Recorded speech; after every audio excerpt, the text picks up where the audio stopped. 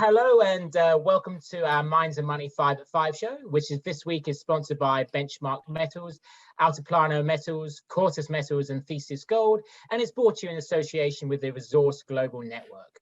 For those of you who don't know, we started the first 5 at 5, 5 guests at 5 p.m. back in April 2020.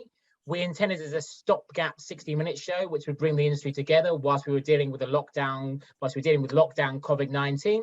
16 months on, we're now on episode 90. A few admin announcements before we start. Please have your videos switched on. To ask questions, you can submit them in the chat function, which is at the bottom of your screen, or you can also ask to be unmuted, and then we can get you to ask your question live to the audience, to the panelists. We'll also be having perhaps time for a couple of polling questions as well.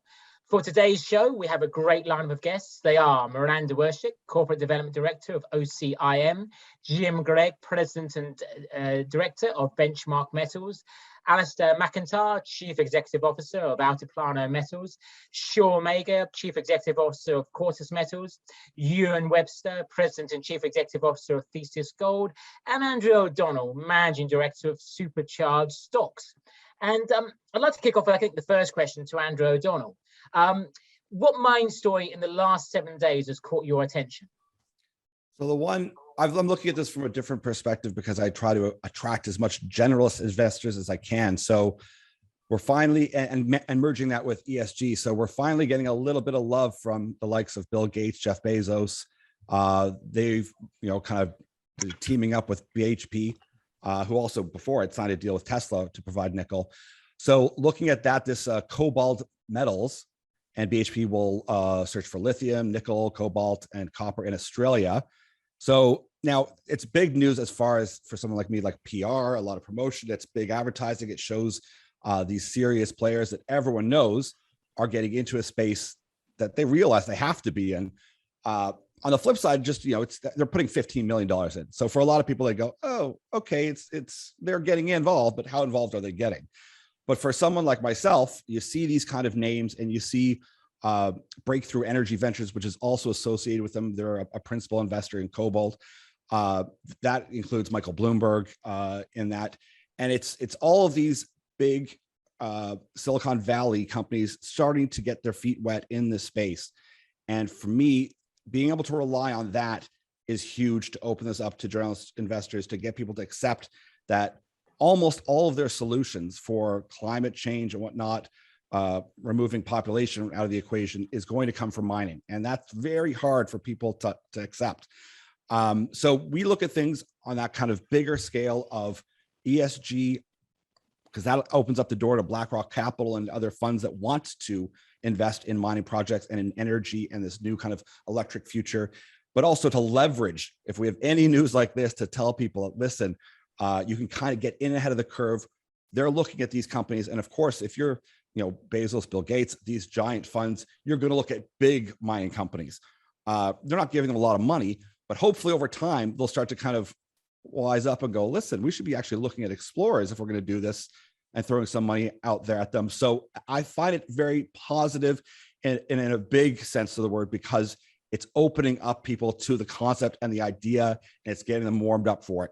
And if we're going to have this future that everyone wants, this electric future and the shift in energy and less reliance on oil and gas, then there is no other solution. It has to be this way. And if we have the likes of these types of names involved, if we can meet an ESG standard that they can agree on, that's easy, that's not onerous, and we talk about the good and bad of that all the time, then there's a huge upside for any investor who's looking in a junior space in this sector, because once again, in comparison to some of these companies, the whole mining sector is a fraction. It doesn't take a lot of their money and investment to come into this before this really starts moving. And that's the exciting part of this. While we balance that with, of course, the concerns with inflation and fiat currency, but we find right now the smartest place that I want to be for any of my money isn't in paper. It isn't in even the high tech stories and whatnot. It's in times of chaos. I want to own commodities, and I want to take some risk profile. I want to look at solid projects with great management, We've got a lot here that we're going to be able to talk to as well. And just kind of get that out, not only from a family office perspective or an institutional fund, but just to mom and pop, to open them up to this idea, to get them excited.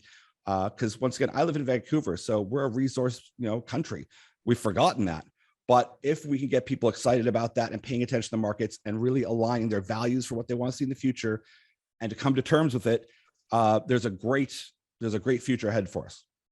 How much has it changed in the last 2 years? I guess the question behind the question is, the last time I was in Canada, for obvious reasons, regards to the lockdown, etc., was back in January. Was back in like January, because January of 2020. I'm trying to get my year right, when I was last at Cambridge House.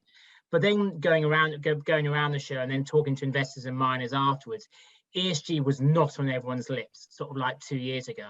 What has changed in the last 2 years? Well, yeah. So for me, I would say they're very clear about it. And I know, luckily, there's Jamie Strauss, who has Digby. I'll mention him. He's got relationships with BlackRock, and he presented the G7. And he's a great conduit for that whole discussion, because he's saying, listen, I talked to like BlackRock, it's $8 trillion. Like they are not unaware of this situation of having to have this. It's just, they kind of go, how can we position this, since everyone looks at mining and thinks it's terrible and you're destroying the earth and the environment? How do we shift that conversation that we've been promoting for so long to, well, actually, it's all the solutions? And that can be frightening. I don't think so, because I've been in it for so many years, and I've been talking to people in Vancouver about it that are more open to the concept and idea. And I just look at it as being, it's going to take a big push by government, by big funds, big promotion, to kind of get people a bit more inside, to let them feel that they have a voice in it. Like, if we just pretend that it gets done somewhere else, like if it gets done in China, I don't care, it's not my backyard. That approach doesn't work. It's just, how can it all come together that makes sense and kind of heal some of the past mistakes? But also, I mean, I talk to presidents and CEOs every day. Not one of them, they're all basically environmentalists. They love going out in nature. They love going out for hikes. They live in a beautiful city. They see the environment every day. These aren't people, that like a movie villain where you think, oh, I'm going to go destroy the environment. It's none of that. So it's breaching that media, kind of low hanging story to educate and get people excited that if it's done properly, it's done well and reasonably. Of course, ESG for a major company would be a little bit different than for an explorer. But if there is that criteria which people feel confidence in with the players, and I think that moves mountains. Miranda of OCIM, what sort of news stories have caught you in the last week or two? Well, on the heels of two conferences after 18 months, it was very nice to be able to get out and actually meet companies again. I mean, forums like this have kept us going in an incredible way. But I spent 5 days in Colorado, and there's some really interesting companies that we are looking at, because OCIM is at the core of metals trading business, right? So we look further along the food chain, right? So we want to look at companies who are in advanced development, near-term production or production. So although I took a number of meetings at Beaver Creek that were not that stage, but there certainly is an interesting cross section of groups, silver explorers, gold explorers in East Africa, gold producers are on the cusp of production in Brazil. So there were all these really interesting opportunities, and we focus on precious metals, right? So gold, silver, platinum, palladium. It's not to say that I'm not interested in nickel and copper, because there were certainly opportunities down in at the shows that I saw that, okay, these are going to be the metals, as Ed reported out, that we are going to need to move the economy forward, right? As the electrification of the world, transformation into new sources of power and energy. Those companies are on the cusp. Really, I saw some very interesting, companies that I hadn't necessarily seen before, and I've been in the business a long time, so that are just quietly, building projects. They've raised the capital, they had access to good capital, they had a strong shareholder base early on, they structured the company and the project well. And now they're on, these significant projects that are going to be 100 to 150,000 ounce per year producers, where we have a chance as OCIM to potentially get involved. Certainly the whole ESG piece, and when you asked Andrew about this 2 years ago at PDAC, I sat on a panel that looked at capital markets and integration of money into companies, and how does what is the role of ESG.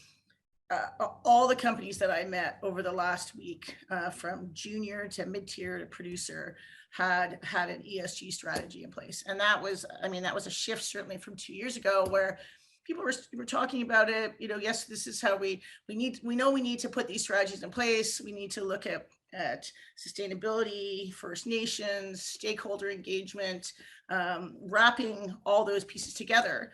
But all the companies I spoke to last week articulated a very clear ESG strategy, and that for us as a metals trader that is funded by a family, a French family, that's key to us, because when we were looking at the value chain of how does the gold get from mine to market, we need to understand that piece. So it's been a really interesting week, and it's certainly been nice to be out on the road again. Question, which I was asking beforehand, is, so in the last 18 months, have you, or OCIM rather, made any investments into a mining company that you hadn't previously met or had no pre-existing relationship with? So sometimes I speak to investors will say, well, I wasn't able to meet this mining company in person, but I knew the CEO or the management team from a previous life. But have you made any investments without visiting the mine or without knowing the management team? No, we have not, because when I joined OCIM in February 2020, really, we wanted to reach out to my sort of the network first before we started going broader. So the funds that have been deployed to date have all been based on existing relationships and people that sort of I found them and they found me. After my transition out of an investment bank in Toronto, they reached out, and that's really been how the initial flow of funds has happened. But as word of mouth, people, oh, well, this is where you are. How can we work together? So, sorry, I've got a lot of follow up to do from last week, but certainly over the last 18 months, through Minds and Money and the meetings, I've been able to find a lot more companies out there that could be amenable to OCIM's strategy and model. Okay. Thank you very much for that. And also, just in reference to Andrew's previous comments as well, I'm going to give a small plug. Andrew mentioned Jamie Strauss of Digby. Digby are actually one of the sponsors of our upcoming Minds and Money London event. But also, Jamie is also doing a ESG 5 at 5 with us on the 14th of October. So we'll have further details about that nearer the time. Without further ado, perhaps we can move on to our first mining update. So if Jim is, I can see that Jim is there. If Jim's able to go and share his slides. Just a brief introduction. Jim Greig is President and Director of Benchmark Metals. He holds an MBA from the University of Calgary, a BA Geography from Carleton University, 20 years of experience in the resource sector, including advancement of the 5 million ounce SA Gold project in West Africa as a member of mine development team at Keegan Resources, now Asanko Gold. Other resource engagements include the Hunter Dickinson Group, Kennecott Canada, Breakwater Resources, McIntyre Engineering, and Stantec Engineering. Jim, the floor is yours. Good, thanks for the intro, Andrew. After that resume, you're making me feel old, and I understand why I've lost all my hair. Just a quick intro here, just collectively to the group of the companies. We are all part of the Metals Group. It's a collection of veteran resource sector professionals, but not only veterans, we've got some new, young, fresh blood in our midst as well. Collectively, we have a very good grounded experience in developing resources, especially any mining endeavor around the world. The purpose of the metals group is to share this talent and spread it across multiple companies. One, to keep our G&A costs down, but also attract high-level talent cost effectively, where we can focus them in each company as needed. And of course, we're all close friends, which brings some mutual trust amongst each other. You know, we are veterans, and together as a collective group, we're always focused on the best strategies to move forward, not only from a geological perspective, but we also bring in engineering skills, finance and capital, but also the marketing prowess. So we believe we are indeed a powerful group, and as the sector turns here, I would keep your eye on all of the companies collectively in front of you. And without further ado, I'll move on to my main responsibility, which is Benchmark Metals. Benchmark is a former gold and silver producer from northern British Columbia, Canada. It is road accessible.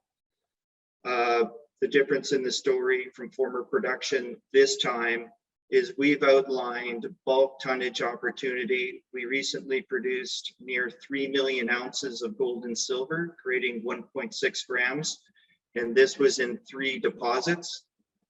We've just entered into a new phase here with advancing the project quickly towards feasibility. There's 100,000 meters of drilling in progress. That 100,000 meters of drilling has 2 purposes. First one is to expand the deposits, because we see in our models that we can get to perhaps well over 4 million ounces, perhaps creep closer to 5 million ounces on these deposits. That will be aided by that 100,000 meters of drilling. But secondly, you can see these oval new targets surrounding the heart of the property. We have some new discoveries. There's potential here for multiple new satellite deposits surrounding the center of the property. So truly, we're working towards a world-class endeavor. We believe we can get this gold silver project to become a mine within several years, and a mining decision. And best of all, there's near $30 million in the treasury to support all of our work through 2021. So we're fully funded. We're drilling hard. We will have news releases coming out soon with assay results.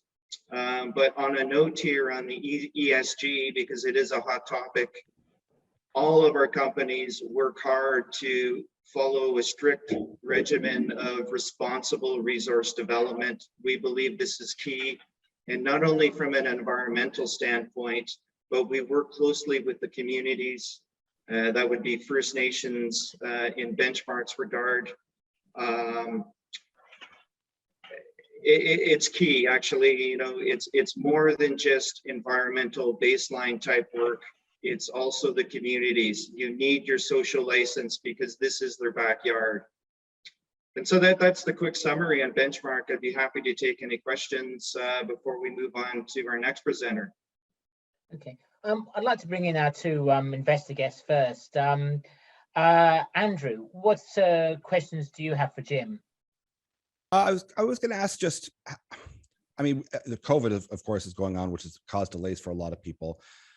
Have you run into any kind of supply chain issues? I've talked to other companies, certainly not you guys, but trying to get parts. Like we see shipping containers here from, say, Vancouver to China have gone up about 400 to 500%. Have you noticed any issues with all the drilling? If you need a part, if you need things, is there any issues? Can you get them done? Is there any supply chain of that?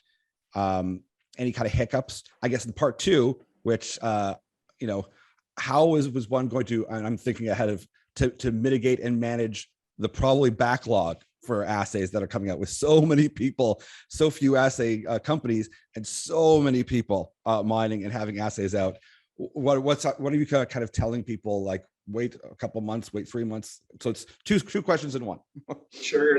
So Andrew, on the first question on supply chain, we haven't noticed a big interruption, but part of that is because Benchmark is such a large program. We prepared ahead of time, ordering well ahead of the start of our program. And our drill contractor has 5 to 6 rigs at our site. And they had early winter to prepare, knowing that there was 100,000 meters to be drilled. So I'd say on supply chain, no issue, but it has caused perhaps a slight increase in costs for equipment and personnel, for that matter.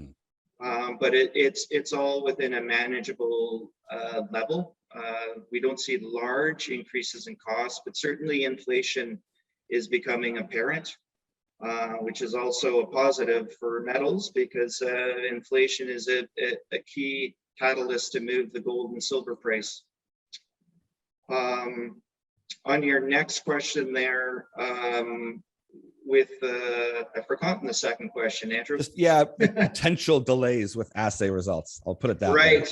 Yeah, look, expected delays. Yeah, there's enormous delays, and we all thought last year was poor, and it is indeed showing to be far worse this year.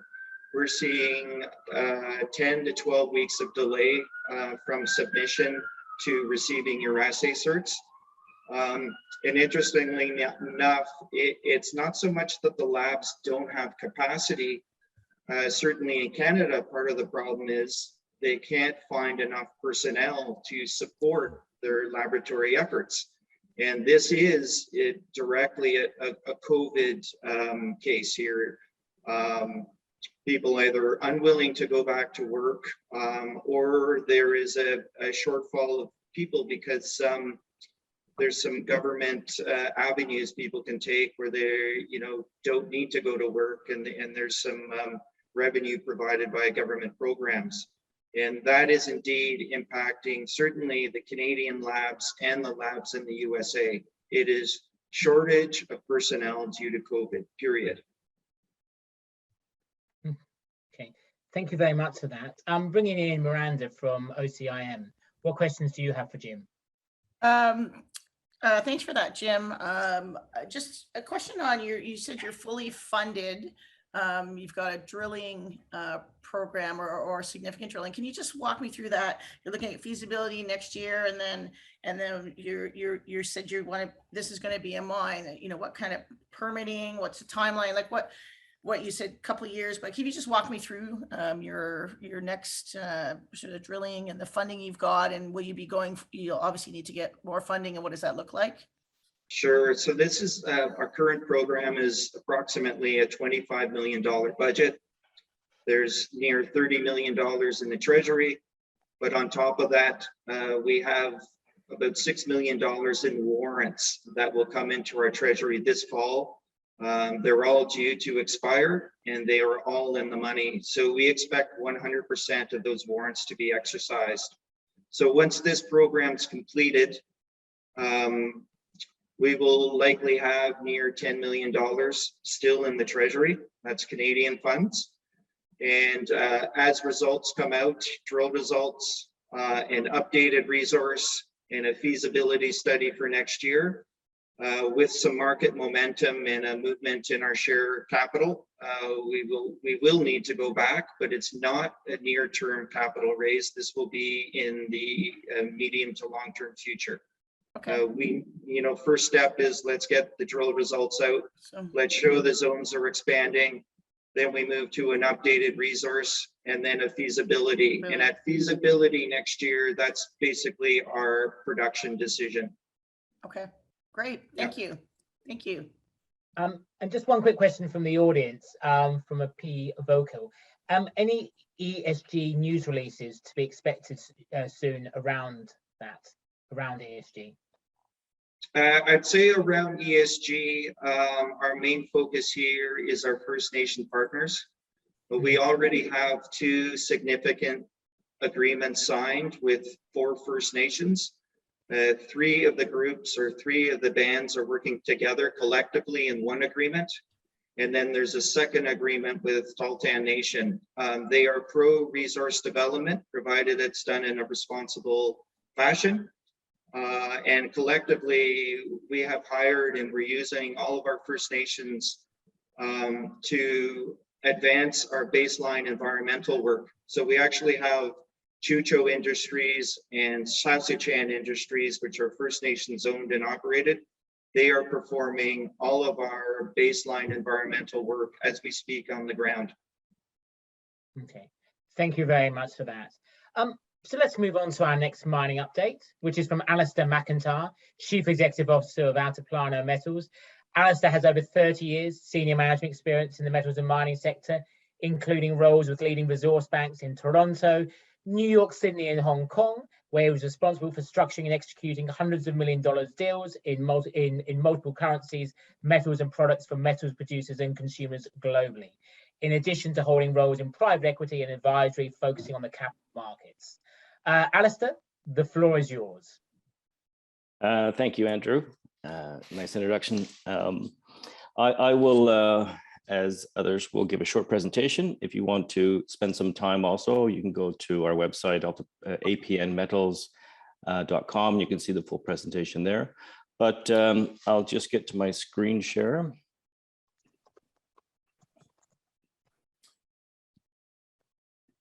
Yeah, so Altiplano is a Canadian mining company, and we're focused on developing and acquiring near-term cash flowing assets and exploration projects of significant scale. So we're a little bit different than your sort of typical junior mining company that's raising money, drilling holes, and kind of repeating the cycle with respect to results. We're using production assets where we can reinvest into acquisitions, we can build mills, we can expand resources, large-scale exploration projects. So we kind of give investors, the both sides of the coin, where exposure to cash flow, and also have the ability to see blue sky with respect to significant exploration assets. So we have a project in Chile, just outside of La Serena. It's Ferion. It's a copper gold asset. It's an iron oxide copper gold vein system. It's supported by a processing facility that we've just currently had permitted. We should complete this construction later this year, early into 2022. And Ferion's been cash positive at site since Q1 of 2018. We also focus on other development sites, including Mary Louisa, which we just announced today that we've received permit to work underground, an exploitation permit. And also we have Rosario, which is part of the Ferion complex, which is about 600 meters away, Rosario, from the Ferion project. We also have additional assets that we've have acquired recently to build out our exploration story. Pastillas is a 3,100 hectare gold copper exploration project in the Maricunga Gold Belt, which comes with a good real estate. There are a number of projects that are in development and of course in production. And also we have a project that we're working on in Nicaragua, San Pedro, which is a very sizable 16,500 hectare gold exploration project. Has lots of good pedigree in terms of it's showing about a 15-kilometer gold trend, where we see quartz veins with containing gold. There's been trenching, there's been geophysics, there's been geochem. 6 significant zones that would create a drill target very quickly. So we're just sort of finalizing that work with some of the permitting requirements in Nicaragua. So this is a company that we're looking at from a growth perspective. We have several acquisition opportunities that are under review, and we're focusing on near-term production and quality exploration assets. So I'll just quickly wanted to move the slides on. Just a short focus on Ferion. This is a section of underground. We've been working underground since somewhat late 2017, but with a real focus mostly around 2020, 2021. We're developing a number of working headings underground. And essentially we were looking to maximize our production and send it to the mill and be able to basically convert our mineralization, put it through the mill, and make make significant returns with respect to our cash flow.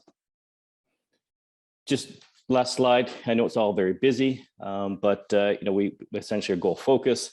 We're creating a portfolio of assets that basically would combine, again, that story about production and exploration within the La Serena region. As you see on the slide here, in 100 kilometers, there are 100 mines within this region. Many of these are under review, similar to Farion in the sense that small scale, quickly can get into underground. Same things with respect to Mary Louisa. Limited capital requirements and the ability to extract material and be able to sell it either to a mill or build our own mills around it. So the good thing about this, call it revenue generation model, is that we can manage and focus on our exploration costs and minimize dilution. So this all comes together with a great management team that all comes around with respect to some of Jim's earlier comments around strong management. A lot of us are involved in a cross-pollination of our companies. The very good thing about the metals group is that Jim mentioned in terms of the individuals that are involved, but perhaps most importantly is that we do see lots and lots of good projects, because many who have these types of projects are looking to monetize their assets, and there's no better way than to bring them to groups like Metals Group, where we can essentially build it into our portfolio of companies or build out a company based on that asset as well. So that's my few minutes, 5 minutes. Okay. So Thank you very much for that. Let's bring in Miranda. What questions do you have for Alastair? Alastair, it's nice to see you, even though we live like blocks apart in Toronto. Yes, I haven't seen right. you Bump into each other at Shoppers Drug Mart or something. Yeah.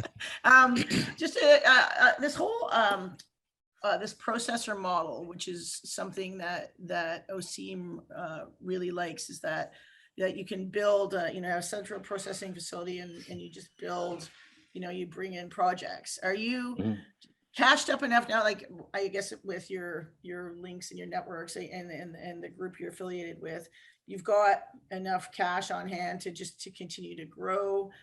Will you be going out to raise equity or debt at some point, or is it just an internal self-generating flow of funds? Yeah, well, I mean, we know this business, Miranda, you and I, and everybody on the panel knows that mining business is a intensely capital required industry. So from the production that we can get through our mill is significant to be able to fund our operations, and also perhaps some more development. Where we are with respect to our mill, we're fully funded for the mill. The construction, as I mentioned, will be completed later in the year. We have basically all of that funded. But at the end of the day, if we go out to acquire additional assets, that will depend on the size, depend on the deal. And that would at some point require that we would look to the market, just again, depending on the opportunity that we see. Okay, super, thanks. There's a question sent in by the audience. Any plans to extend exploration projects in Canada? Well, I mean, as a Canadian company, we would not necessarily rule out any project that shows good merit. We have had our focus in Latin America, and mainly because Latin America provides great, I should say Latin America, Chile provides great opportunity to develop these smaller scale assets. The permitting process is nice and tight. And there is lots and lots of good projects that have had historical production and have been family owned and have had difficulty acquiring capital. So that's where we fit in very well to those types of projects. From a Canadian perspective, there's lots of good assets, of course. There's lots of good opportunity. There's many positive things from a Canadian perspective, including flow through shares, including all those jurisdiction issues that are very supportive to Canada. So I guess the long answer to that question is that yes, under the right asset, we would certainly look at Canada, both in exploration and in terms of near-term production. I'd like to bring in Andrew O'Donnell. What questions do you have for Alastair? Hey, hi, Alastair. Yeah, I saw with the mill, And I was trying to see if I could find the note I made on it, but there are some, and speaking of ESG and whatnot, governance, but I saw something where it's an innovative approach with the mill with dealing with water. And maybe if you could talk a little bit about some of like bringing innovation into mining, where a lot of people still think it's, oh, we're back in the Stone Age. It's like, no, there's lots of new techniques that add a lot of value. Well, for sure. And being a resource professional for my entire career, it always astounds me when sort of people look out the window and see all these cars and buildings and have no idea that, this comes from the ground. It's, like a lot of people think, ham sandwich, basically the ham comes from the supermarket. Well, it really comes from the pig. But that aside, we have a number of initiatives that we're putting together at our mill. Some of those are still going through the review process, but ultimately what we're looking to do is use dewatering facilities. I mean, water is a precious resource in Chile. We'll be able to reduce our water consumption by about 75% through a water press. We'll also be able to manage with a dry tailings system rather than having a tailings pond. And in addition, we intend to recover the magnetite, the Fe2O3, from what is about 40% iron within the ore. So again, that reduces our throughput to the tailings by an additional 50%. So the whole scope of this is that we will be very innovative in Chile. We'll be a leader in the small mining sector with respect to the way we will process material. Awesome, thank you. And there's one question sent in from the audience, which is both to you, Alastair, but also Jim. So whichever one of you is brave enough to answer it. Should Benchmark's Black Lake potential become a viable project within Altiplano's production range, does the Metals Group consider moving it between the companies internally, or is an external buyout preferred? Well, I mean, I'll jump in, Jim, if that's okay. I see you're clicking off your mute button, so you're hot and ready to go as well. But, I think that this all comes down to value. And, I think if there is opportunity to interlink, projects within companies, it's something that Metals Group would consider. It always comes down to bringing shareholders, value. And if that type of arrangement makes sense, then it would be certainly would be anticipated, not anticipated, would be a possibility. Okay. Let's move on to our next mining update. So thank you very much for that, Alastair. Our next mining update is from Sean Major, Chief Executive Officer of Cortus Metals. Sean has 30 years of multidisciplinary experience in the management and governance of a wide range of private and public enterprises. He earned a Commerce degree from the Alberta School of Business and is well versed in strategic leadership and logistics, complex agreements and transactions, shareholder and stakeholder relations, financial reporting, audit and regulatory compliance. Since 1998, he has served as founder, promoter, president, vice president, director, advisor, COO or CFO for numerous listed companies with mining interests in North and South America, Australia, Africa, and Southeast Asia. Sean, the floor is yours. Well, thanks very much, Andrew. And thank you for joining us, everyone. I'm going to present the Cortus opportunity to you. This is a relatively new company in our group, and it's focused in Nevada. We are looking at Nevada, trying to apply all the lessons that we've learned from our work around the world. As Jim and Alastair mentioned, our group shares capacity across independent companies, and so I have worked with them on those other projects. Some of the things that I've got on my resume really apply to those jurisdictions, and Nevada is a new one for us. For those of you who don't know Nevada, Nevada has about 200 years of production, and in that time they've produced over 200 million ounces of gold. From the mid 1800s, people were kind of going past Nevada out to California for the placer deposits and going right by some of the Carlin deposits, which were only discovered in the 60s and have become sort of the second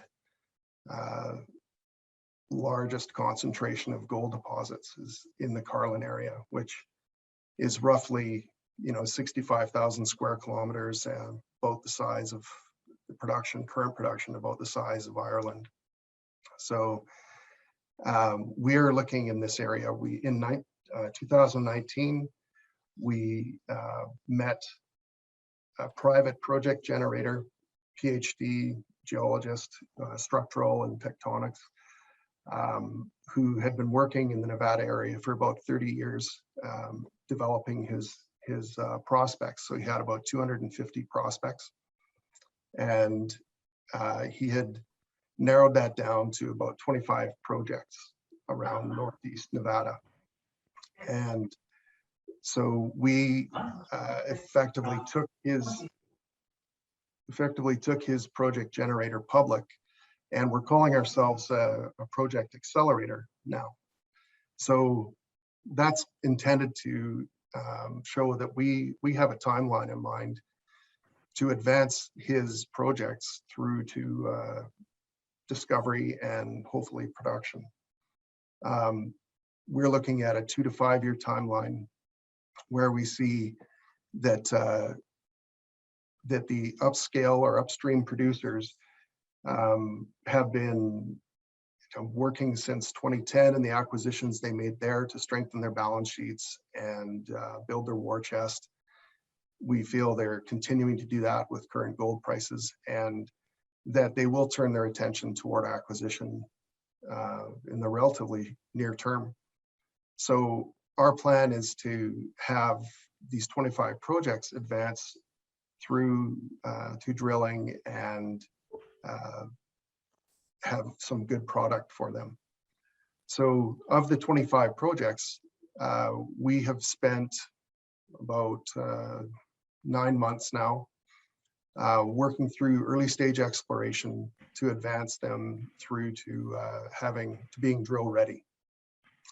And current status is there's about 3 that are drill ready, and we're getting permitting in place.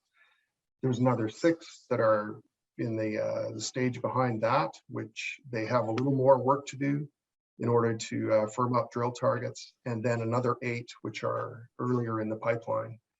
And where these projects lie in the pipeline doesn't really indicate their value. The ones that are ready now just came through the process sooner through circumstance, and as you move through the layers of exploration, working up the targets, obviously the ones that show promise at each step get advanced. So a typical junior might have 1 or 2 projects that they are really focused on, and they are trying to make all their news off those projects. And I guess what we have is we've got, well, now 17 projects. We've culled 8 from our 25. 17 projects that have large scale potential. Our partner, Clay Newton, PhD, is with his methodology, his intent is to find large deposits.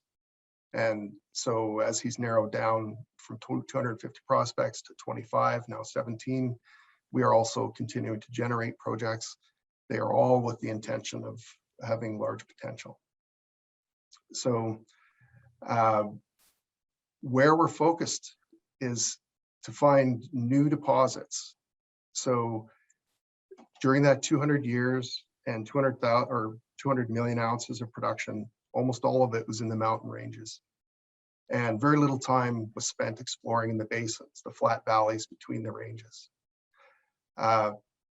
This is where we're focused. And as it sounds, a basin is deep in the middle and shallow on the edges. So we are looking for places where known deposits and mines extend into the basin. And we have a systematic approach to that.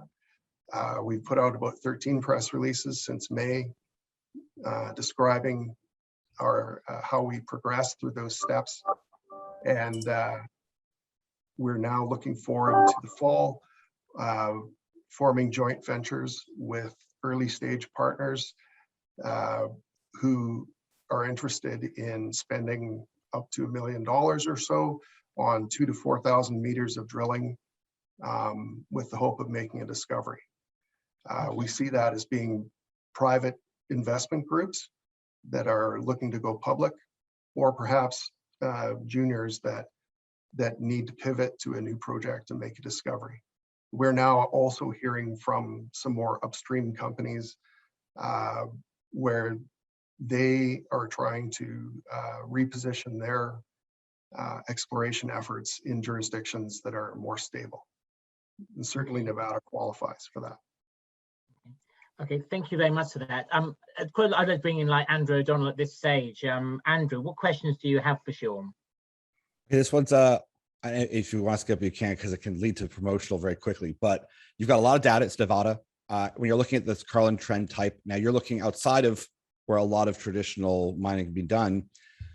At this point, can you say there's things that are anomalous to this, like or analogous to another type of project? Like what you're seeing is sometimes people say, listen, we've got so much data in Nevada, we see a lot. We see this kind of forming in the same type of way. Are you seeing anything like that? And I guess maybe a way to explain to people, the scope of infrastructure that's available and also data that's available. Is there any way that you can share that without going, that's uncomfortable to make those similarities? I can a little bit. Thanks, Andrew. Okay. It's surprisingly, Nevada is a little bit archaic in its tenure management system, and they don't have assessment filings, so you don't have publicly available data the way you do in other jurisdictions, like especially Canada. So there are proprietary databases, and there's the USGS stuff, but when we're looking at data, one of our specialties is compilation or organizing our information. So we've done this in projects all over the world, and it's taken existing producers and made new discoveries with old information in historical areas. Things that people didn't see the relationships until the hard yards were done compiling the data. So we do that, and we're working with a contractor we have a proprietary database system that helps us with our tenure management as well. I guess that helps us accumulate the data. When it comes to the other part of your question, well, sorry, let me back up. When we accumulate the data and have it in the system, our intent is to be able to present it to potential buyers or partners, have this information compiled in such a way that it's of quality and they can evaluate the project quickly and take advantage of the opportunity. So that's the intent. It's meant to be a competitive advantage because data is actually difficult to come by.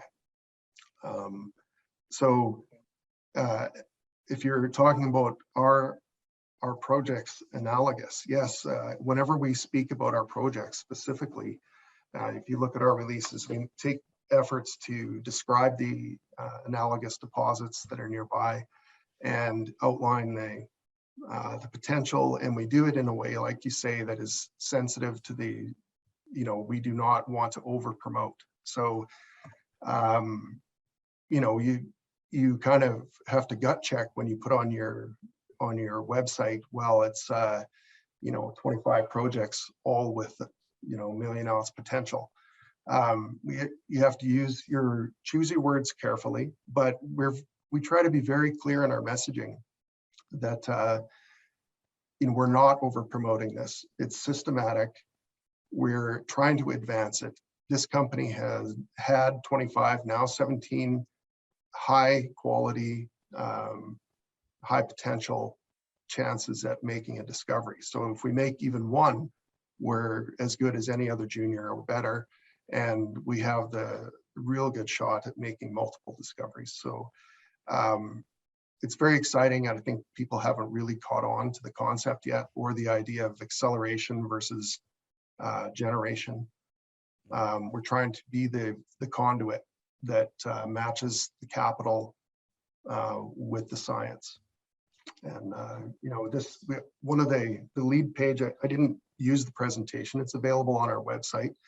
The lead sheet talks about us being leaders in the new age of discovery in Nevada. And so we try and characterize, much as we did with Benchmark with the golden horseshoe rather than the golden triangle. We can try and come up with a marketing concept that describes the opportunity. And we see this as a new age of discovery. It's the basins, not the ranges. And we are one of very few companies that are looking there. Okay, thank you very much for that. I think in the interest of time, we need to move on to our final mining update.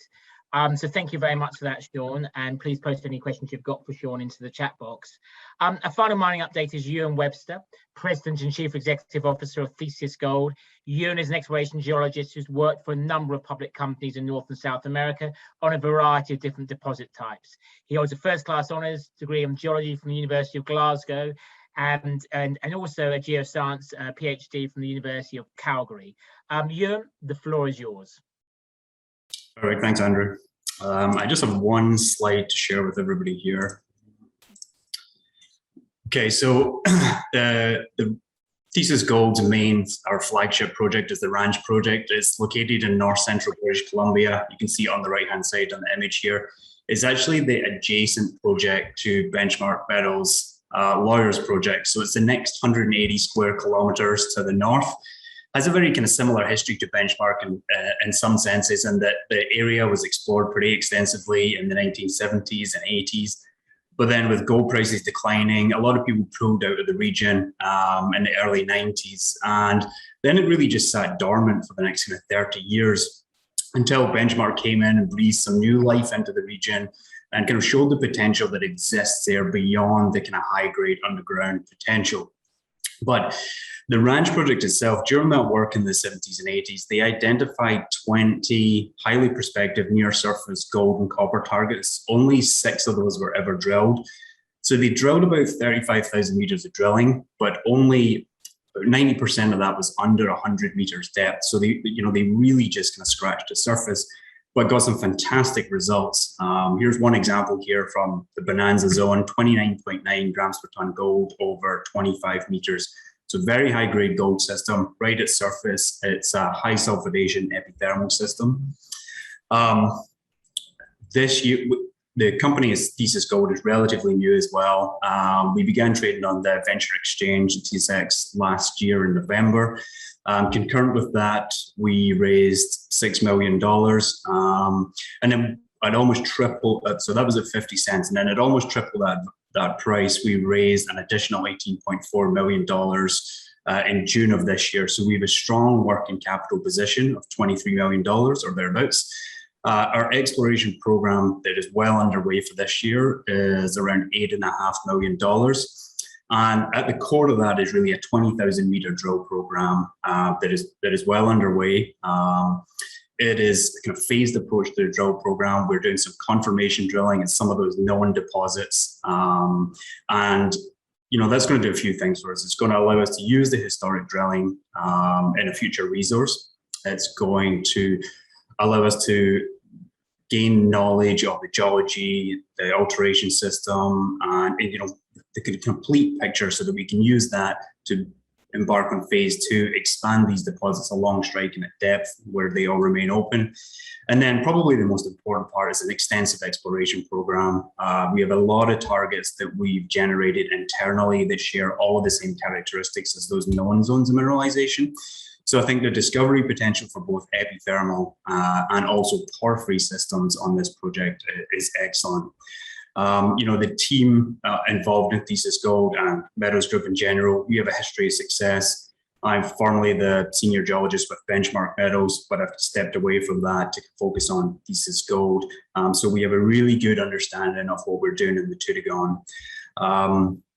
In terms of our share structure as well, we have a really strong institutional support, which is a bit different than a typical junior. And I think a lot of that support comes from strong shareholder base and Benchmark that has kind of come with Thesis Gold to the Ranch project. They see the value there. They support the team and understand the opportunity of the Ranch project.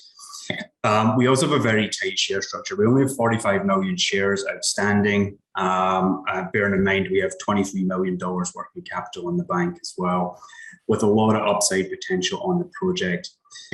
Then in terms of news flow going forward here, with the 20,000 meter drill program well underway, we anticipate news on the first drill holes probably in the next couple of weeks. Then steady news flow right through into early 2022. To complement that aggressive drill program as well, we are doing a pretty extensive exploration program. Historically, they really just focused on 20 square kilometers right at the heart of the Ranch project, and we have 180 square kilometers. 95% of that has seen no work whatsoever. So we're doing an extensive ground-based soil rock sampling program, as well as airborne and ground geophysics to really delineate new targets for this season's drilling, but also for 2022. And the essence of time, I'll leave it at that and open the floor up to any questions. Okay, thank you very much for that, Ewan. Miranda, what questions do you have for Ewan Webster? Thanks for that, Ewan. I just wanted to ask you about your First Nations relationships. What does that look like for Thesis?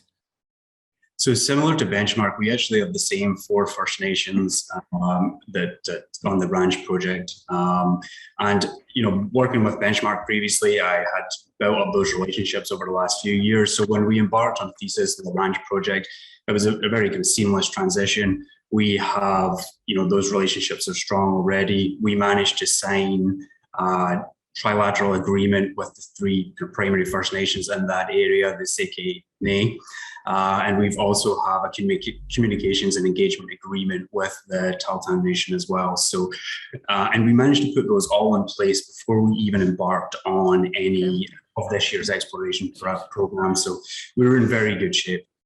Super, thank you. That's great, thank you. Just a quick follow-up question to your slide. You talked about you having a strong institutional share ownership. Who do you say your top sort of 3 or 4 institutional shareholders?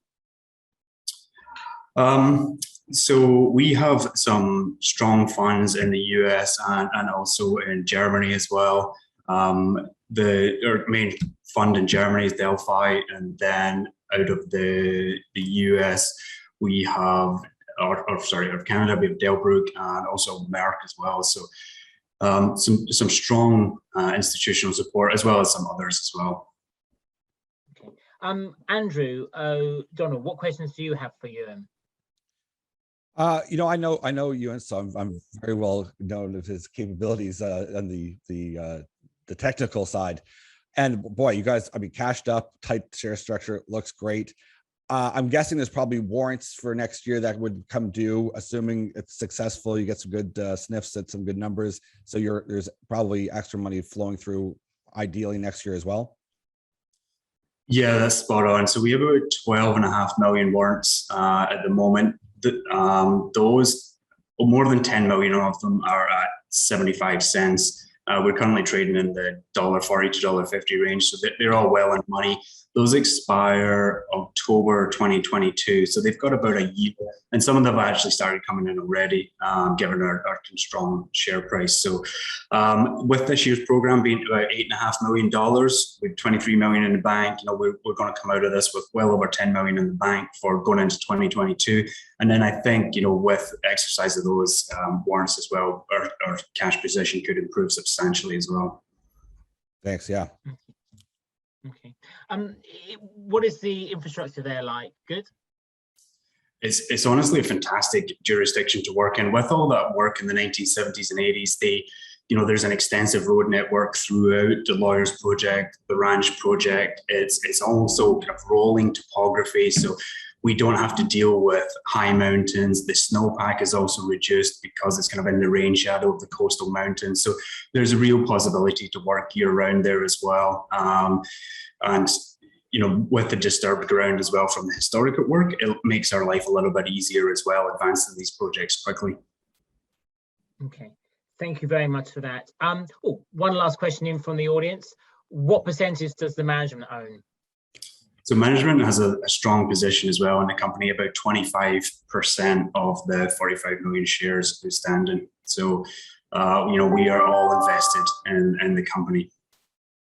Yeah, I think it's one of like Rick Rule's golden questions is like, what percentage is like make sure the management have skin in the game. And it certainly seems to be that Ewan and your team definitely have skin in the game. So we definitely wish you and Thesis Gold well.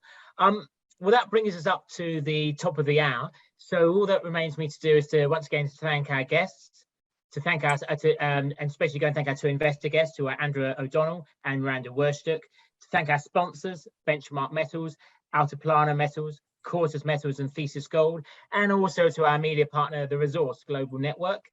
See you next time. Until then, stay safe. Thank you very much. Thanks. Thank you. Take care.